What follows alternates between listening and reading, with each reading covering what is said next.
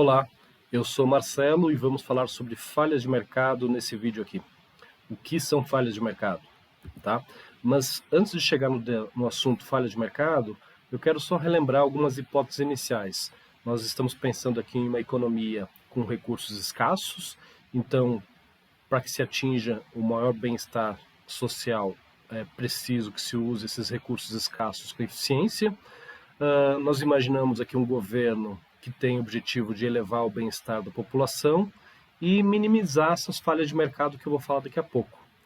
O mercado vai ser esse local onde nós temos as trocas de bens e serviços, e esse processo de decisão, né, da troca, né, do que eu vou comprar, o que eu vou vender, está associado sempre a uma análise de custo e benefício. Então, o que são falhas de mercado? São situações onde, se o mercado agir sozinho, ele não leva ao melhor uso dos recursos, ele não leva à eficiência no uso desses recursos, né? Então, isso vai responder, ou vai dar uma justificativa para a existência do governo. Para que existe um governo? Para justamente diminuir ou minimizar essas falhas de mercado, ok? Então, nós temos aqui algumas falhas de mercado, como bens públicos, externalidades, falhas de competição, mercado incompleto, falha de informação, desemprego e inflação. Eu vou falar aqui um pouco de cada uma delas. O que são bens públicos? Nós aqui pensamos bens públicos no conceito econômico, são aqueles bens que são não rivais, quer dizer, o fato de uma pessoa consumir esse bem público não diminui a quantidade para outras pessoas, e eles também são não excludentes, quer dizer, uma pessoa consumir um determinado bem público não diminui a quantidade disponível para outra pessoa consumir, né? Mas no caso de bens não excludentes, essa pessoa não pode ser impedida de consumir esse bem. Um exemplo clássico é falar de iluminação pública, né? O fato de eu ter uma pessoa andando à noite e usufruindo da iluminação pública, isso não diminui a quantidade de iluminação pública para as outras pessoas. E, ao mesmo tempo, mesmo que essa pessoa não pague seus impostos, ela não pode ser impedida de se beneficiar da iluminação pública. Um contra-exemplo aqui poderia ser a vacina.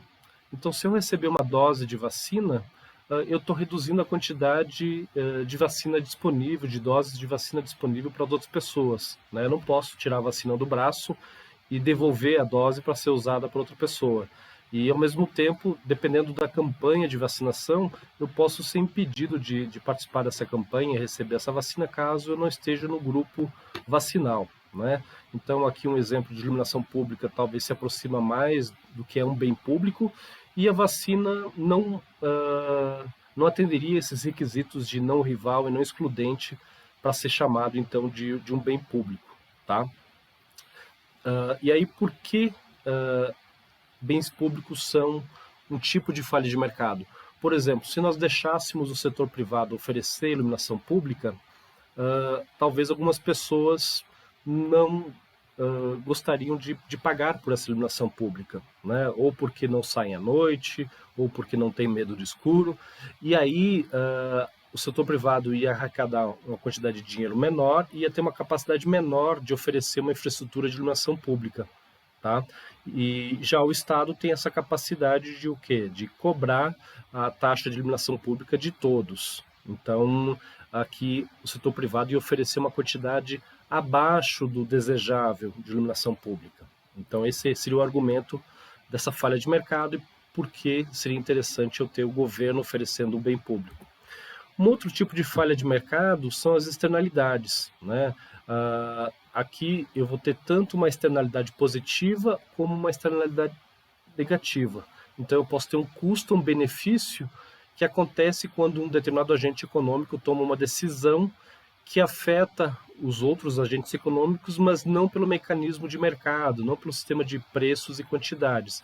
Vou dar um exemplo aqui. Vamos pensar na poluição, né? Eu posso ter uma empresa que está localizada próxima ao rio e essa empresa polui as águas desse rio. Então ela toma essa decisão para que não tenha que tratar os efluentes do seu processo produtivo, porque isso implicaria em maiores custos e reduziria, digamos assim, os seus lucros de curto prazo. Só que a empresa tomando essa decisão de poluir, ela acaba causando uma externalidade negativa para as pessoas que moram ao longo desse rio. Então, se nós tivermos um município mais adiante captando água desse rio para tratar essa água e então oferecer para a sua população, se eu tenho um rio agora poluído, esse tratamento de água vai ser mais custoso, né? Justamente porque antes eu tive uma empresa, né, mais a montante poluindo esse rio e tornando o rio mais poluído para quem está jusante dele.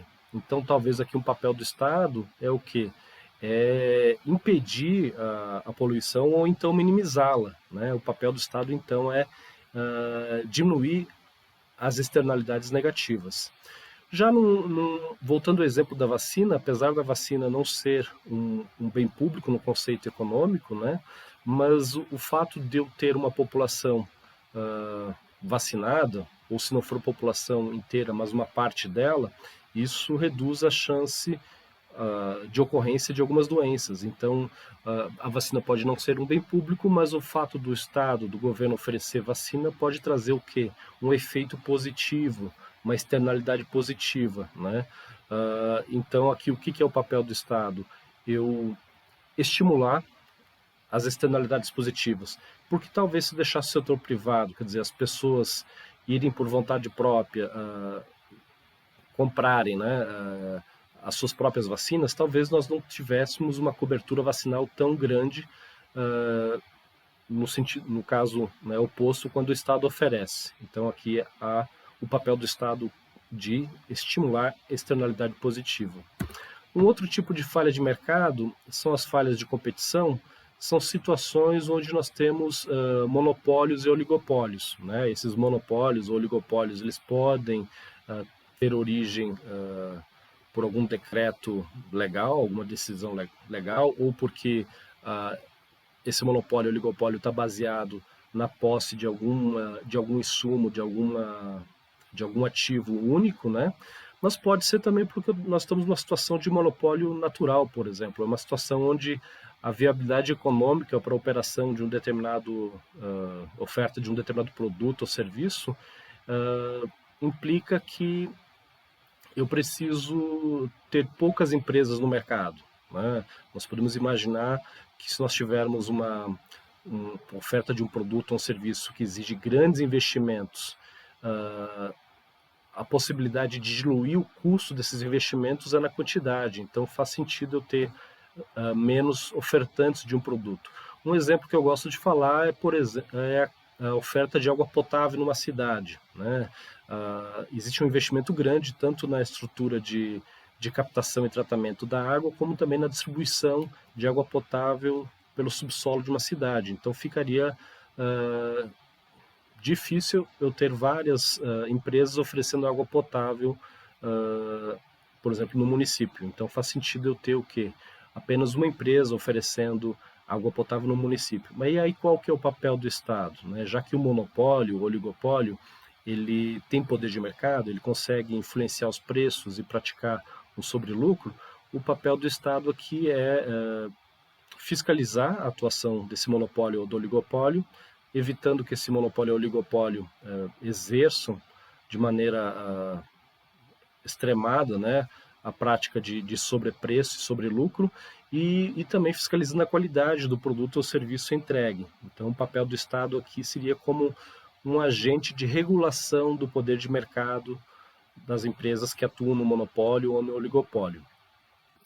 Um outro tipo de falha de mercado, nós chamamos de falha de mercado incompleto, são situações em que existem consumidores dispostos a comprar um determinado bem ou serviço e estão dispostos a pagar um preço, desculpe, que seria economicamente viável, né? Mas o setor privado ele não se organiza para produzir, para oferecer um determinado produto ou serviço, certo? E aí qual que é o papel do Estado aqui? É então começar essa oferta desse produto ou serviço, começar esse mercado, né? Talvez no caso do Brasil um exemplo seja o caso da siderurgia, lá nos anos 30, nos anos 40, né? Onde o setor privado não decidiu construir e oferecer produtos siderúrgicos no país, né? E o Estado acabou criando a Companhia Siderúrgica Nacional, uma estatal produzindo aço e ferro. tá? Nós temos também falhas de informação, são situações em que nós temos informações desiguais, né, entre os agentes econômicos, e se nós estamos pensando em atingir o maior nível de bem-estar social, é importante que na tomada de decisão nós tenhamos todas as informações necessárias, né? Como é que eu vou tomar uma boa decisão, uma decisão que vai me levar a uma alocação eficiente de recursos, se eu não tenho todas as informações necessárias. Então, o papel do Estado é o quê? É auxiliar na transparência, no acesso à informação. Um exemplo aqui são as empresas listadas na Bolsa de Valores têm o compromisso de divulgar seus balanços contábeis para que as pessoas as conheçam e tomem as melhores decisões de alocação. Um outro tipo de falha de mercado são os ciclos econômicos, tá? Então, isso aqui é usual, nós temos momentos onde a economia está mais aquecida ou menos aquecida, então nós podemos ter momentos de desemprego elevado, e se nós deixarmos talvez o mercado atuar por conta própria, isso pode levar um tempo até que esse desemprego reduza, e talvez o papel do Estado aqui seja de atenuar, né, de usar políticas públicas no sentido de diminuir um pouco esse ciclo de desemprego. E, por outro lado, nós podemos ter momentos onde a inflação está muito elevada, né, seja por excesso de demanda, seja por algum choque de oferta, e o Estado pode ter o papel de o quê? De minimizar ou de reduzir um pouco essa inflação, tá? Então, o papel do Estado aqui seria atenuar o ciclo econômico, né? Se não é capaz de evitá-lo, né, mas sim de atenuar os movimentos extremos. E aí isso é um argumento para que eu tenha mais presença do Estado, já que nós temos falha de mercado, o mercado por conta própria não resolve alguns problemas econômicos. Opa, eu chamo a atenção que não, né? Nós temos falha de governo também. A questão, né, é quanto de falha de mercado nós estamos dispostos a aceitar e quanto de falhas de governo nós estamos dispostos a aceitar, né? Onde que é o ponto ótimo para atingir a eficiência na alocação econômica. Ok? No próximo vídeo eu vou falar sobre falhas de governo. Fica aqui uma indicação de referência para se alguém quiser ler um pouquinho mais. Obrigado.